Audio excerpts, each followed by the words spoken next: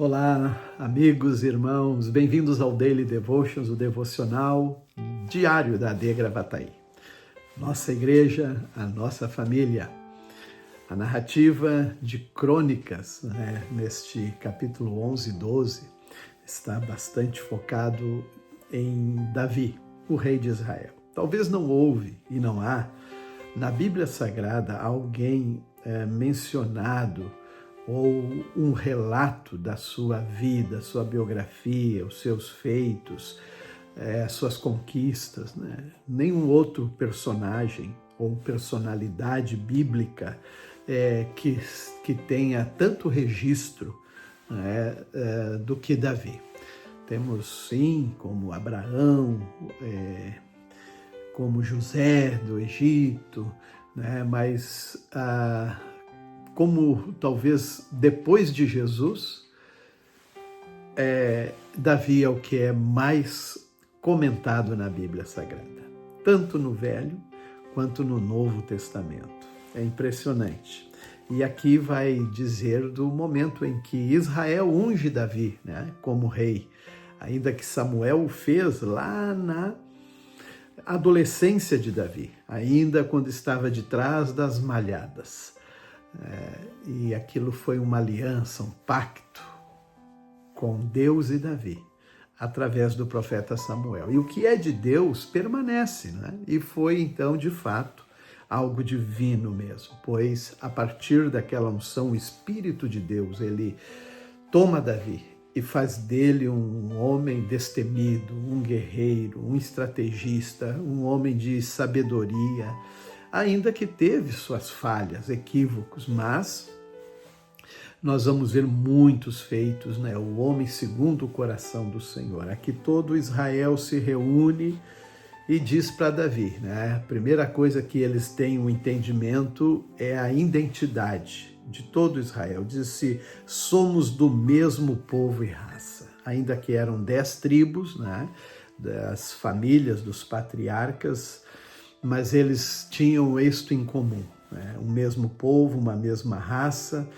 e eles também reconheceram que mesmo quando Saul era rei, mas quem ia à frente nas batalhas, vencendo, estava prosperando, era Davi. Então eles já entendiam que sobre Davi também tinha e repousava uma graça, uma unção, para ser um grande líder. E assim Davi e todo Israel, assim Davi estava em Hebrom, reinou 7 anos ali, e agora ele com todo Israel sobem para Jerusalém, que na época era a cidade Jebus, dos Jebuseus.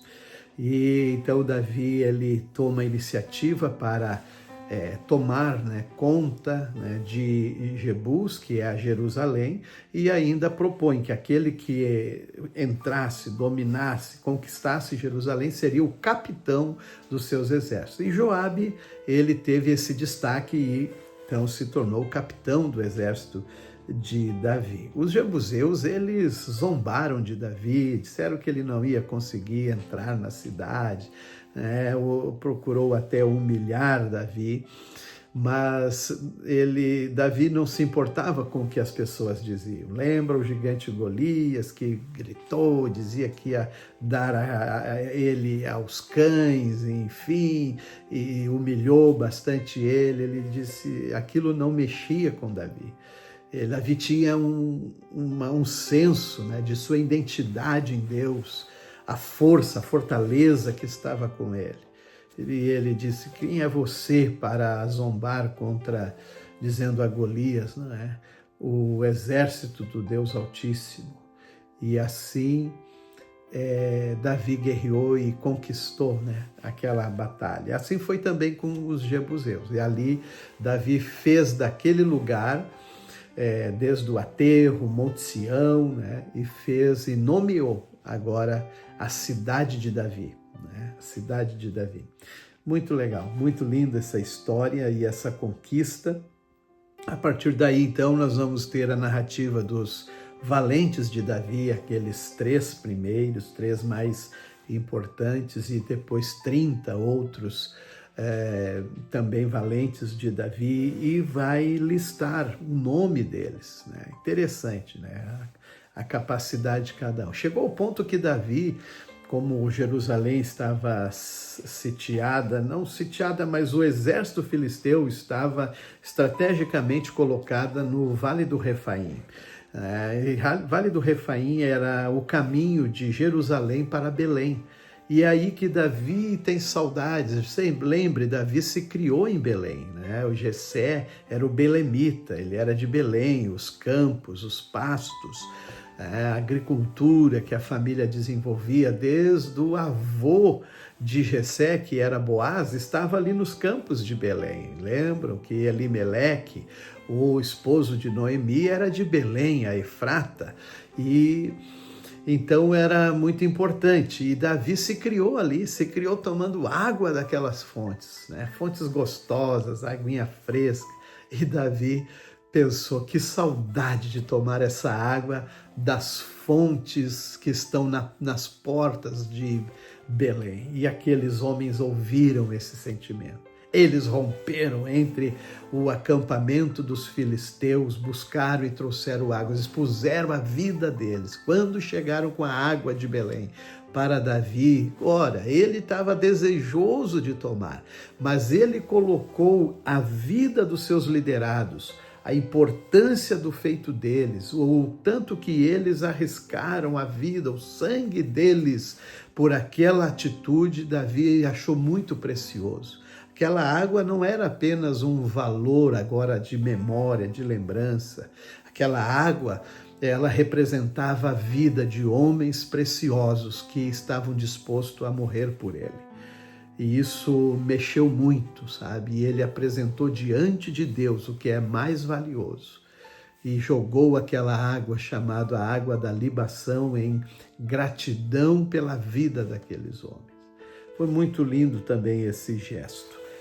Bem, assim nós vamos seguir na narrativa, quando os de Benjamim também, né, e Judá se juntaram a Davi na fortaleza, né, e eles se dispuseram a se unir, né, se unir com Davi, e como também relata a coragem, né, a capacidade desses homens em guerrear, junto e ao lado de Davi.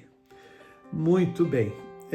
Em Atos 28, 1 a 31, Paulo agora ele está chegando, né, depois de chegar na ilha de Malta, e tiveram aquela experiência, né, junto à fogueira, a víbora que mordeu Paulo, e o povo ali daquela cidade, daquela ilha, disseram, pronto, esses homens têm uma dívida com Deus.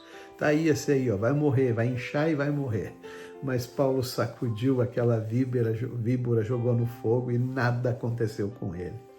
E eles então perceberam que eles tinham algo divino. E ali ficaram, né? Ficaram 3 meses ministrando, né? Também encontraram outros irmãos e depois seguiram a sua viagem. E chegando já então em Roma, é lindo o que narra esse momento, porque Paulo chega pela Via Ápio. Eu tive o privilégio, né, de ir a Roma, identificar a Via Ápio, né, onde estavam junto às 3 vendas. E quando Paulo viu os irmãos em Cristo, né, que ele estava chegando ali como um homem prisioneiro, né, enfim, mas os irmãos consolaram Paulo e Paulo redobrou seu ânimo e ficou agora num cárcere doméstico, né, prisão domiciliar, sob a guarda de um soldado, e ali ministrava, recebia visitas. Por 2 anos ele abençoou a vida dos romanos, né, ensinando a palavra do Senhor. Então foi um ministério que Deus permitiu, né, da sede do governo da época, Paulo se estabelecer para ministrar a palavra do Senhor. E ele logo reuniu os judeus, né, para dizer para eles que nunca tinha feito nada contra a lei, contra Moisés. Não, né, ele explicou né? Como que era o evangelho e como ele encontrou Jesus na esperança de Israel. E os judeus tiveram muita dificuldade sempre, né, de abrir o coração. Bem, nós encerramos aqui com o Provérbios que diz: é melhor ser pobre e honesto que ser desonesto e tolo. De nada adianta o entusiasmo sem conhecimento, e a pressa resulta em escolhas erradas. Deus nos abençoe.